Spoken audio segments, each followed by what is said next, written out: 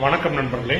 இந்த 2025 வருஷம் வண்டி வாகனங்கள்ல எந்த ராசிக்காரங்கள்லாம் கவனமா போகணும் அப்படின்னு அந்த வீடியோல பார்க்க போறோம்.